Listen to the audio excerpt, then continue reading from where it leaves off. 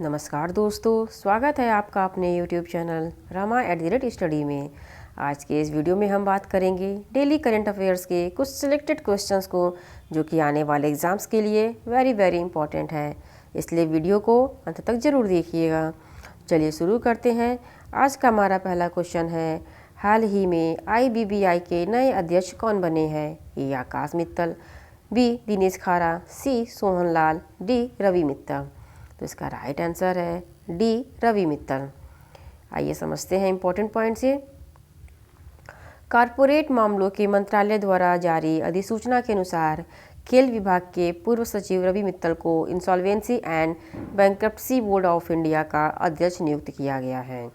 Ravi Mittal Bihar cadre के 1986 batch के IAS अधिकारी हैं। वह 5 साल की अवधि के लिए IBBI के अध्यक्ष के रूप में कार्य करेंगे। Insolvency and bankruptcy board of India insolvency कार्यवाही और भारत में इंसॉल्वेंसी व्यावसायिक एजेंसी, इंसॉल्वेंसी पेशेवरों और सूचना उपयोगिताओं जैसी संस्थाओं की देखरेख के लिए नियामक है।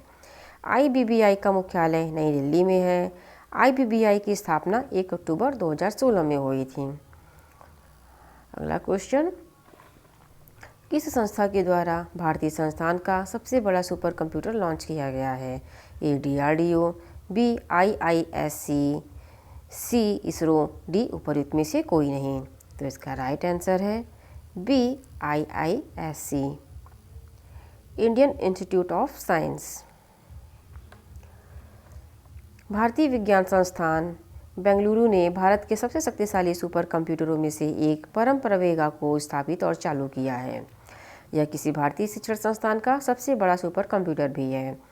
परम प्रवेगा की कुल सुपर कंप्यूटिंग क्षमता 3.3 पेटाफ्लॉप्स है। सुपर कंप्यूटर को centre for development of advanced computing CDAC द्वारा डिज़ाइन किया गया है।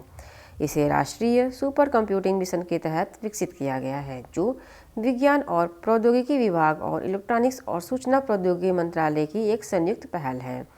भारत का पहला सुपर कंप्यूटर परम 8000 है।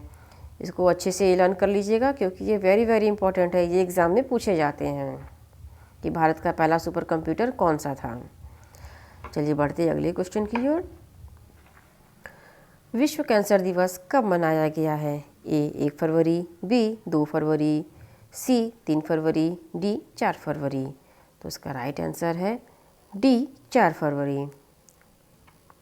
विश्व कैंसर दिवस हर साल 4 फरवरी को अंतर्राष्ट्रीय कैंसर नियंत्रण संघ द्वारा विश्व स्तर पर मनाया जाता है। साल 1933 में इस दिन को मनाने की शुरुआत हुई थी, और इसके पीछे ये उद्देश्य रहता है कि लोगों को इस बीमारी और इससे बचने के तरीकों को लेकर जागरूक किया जा सके।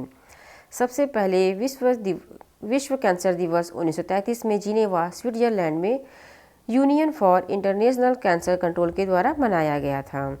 इस वर्ष 2022 में विश्व कैंसर दिवस की theme close the care gap है।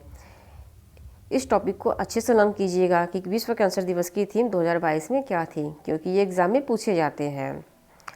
विश्व कैंसर दिवस का मुख्य लक्ष्य है कि आम लोगों को कैंसर के खतरों के बारे में जागरूक किया जा सके और इसके लक्षण से लेकर इसके बचाव के बारे में पूरी जानकारी दी जा सके।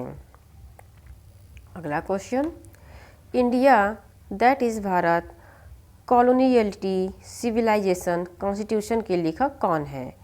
ए V Praveen Gokhale, B Isha Khanna, D Ramesh Jaiswal, D J Sai Deepak.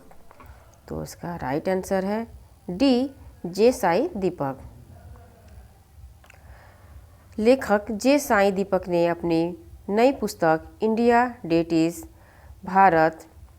Is Bharat coloniality civilisation constitution launch की है। भारत कॉलोनियलिटी सिविलाइजेशन कॉन्स्टिट्यूशन का पहला भाग 15 अगस्त 2021 को ब्लूम्सबरी इंडिया द्वारा प्रकाशित किया गया था। इस पुस्तक का दूसरा भाग जून 2022 में लॉन्च किया जाएगा, जबकि तीसरा और आखिरी भाग जो 2023 में रिलीज होगा। इस बुक को अच्छे से लर्न कर लीजिएगा, क्योंकि एग्ज़ाम में पूछे जाते हैं। बुक का नेम दे दिया जाता है और राइटर के बारे में पूछे जाते हैं, तो इसको आप अच्छे से लर्न कर लीजिएगा। अगला क्वेश्चन, गूगल ने किस प्रोडक्ट का नया डिज़ाइन लॉन्च करने की घोषणा की है? ए इंस्टाग्राम, बी यूट्यूब, सी जीमेल, डी फेसबुक। तो इसका राइट आंसर है सी जीमेल। आइए समझते हैं इसको। गूगल कंपनी ने अपने प्रोडक्ट जीमेल का नया डिज़ाइन लॉन्च करने की घोषणा की है। इस डिज़ाइन को कंपनी गूगल वर्क स्पेस के तहत तैयार किया है।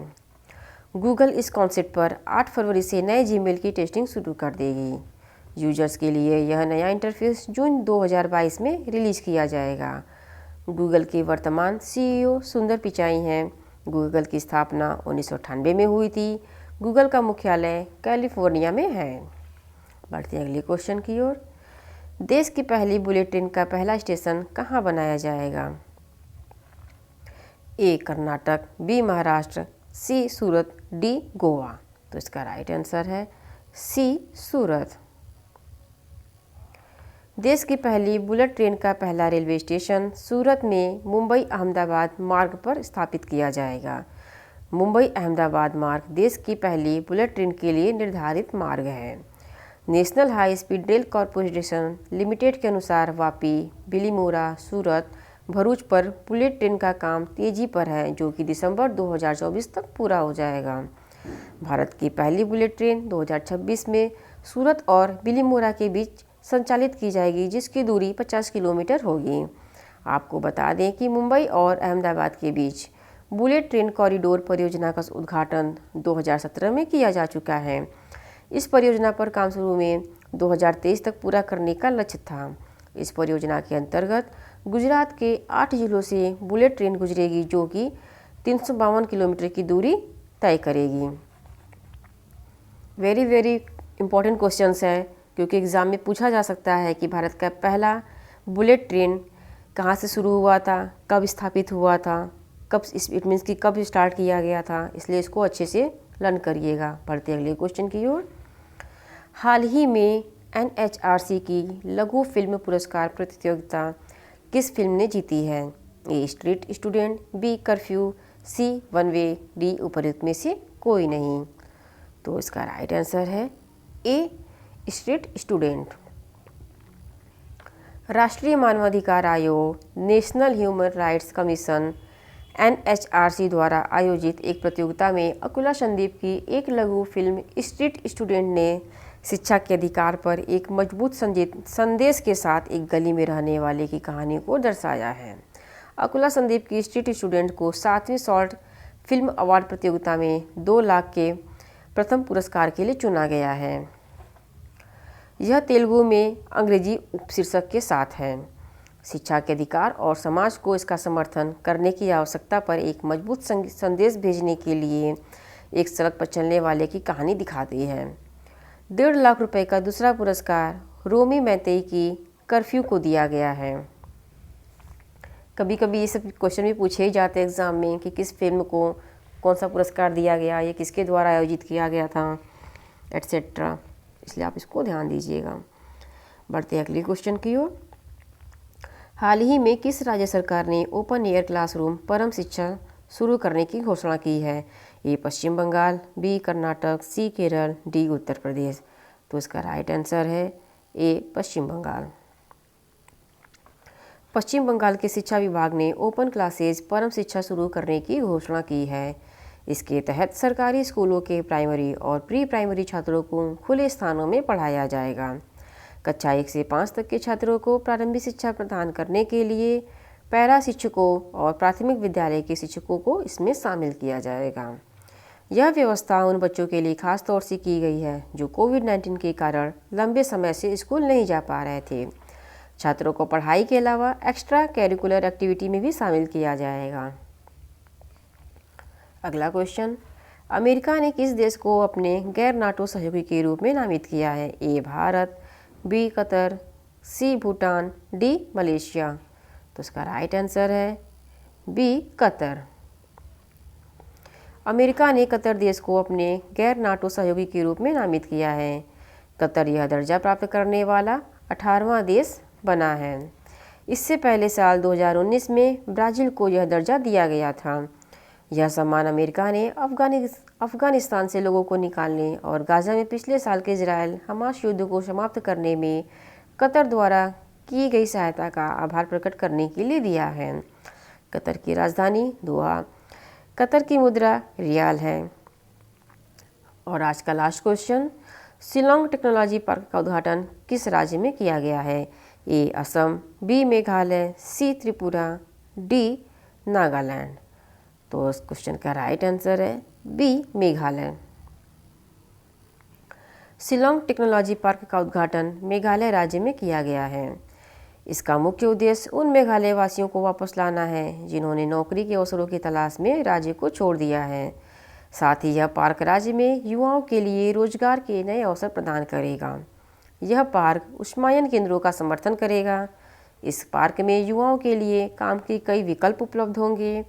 उन्हें बेहतर अवसरों की तलाश में राज्य से बाहर जाने की आवश्यकता नहीं पड़ेगी। मेघालय राज्य 5 सितारा होटल और अन्य शहरी लग्जरी बुनियादी ढांचे का निर्माण करेगा। क्षेत्र के विकास के लिए उचित पारिस्थितिकी तंत्र बनाएगा। मेघालय के मुख्यमंत्री कोनराड संगमा हैं। मेघालय की सबसे ऊंची चोटी शिलांग है, जिसे पूर्व का स्कॉटलैंड भी कहा जाता है।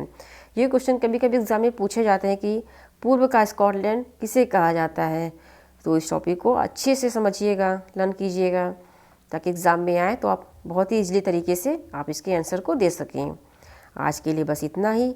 अगर आपको हमारा वीडियो पसंद आया हो तो please like, share and subscribe जरूर करें। Thank you.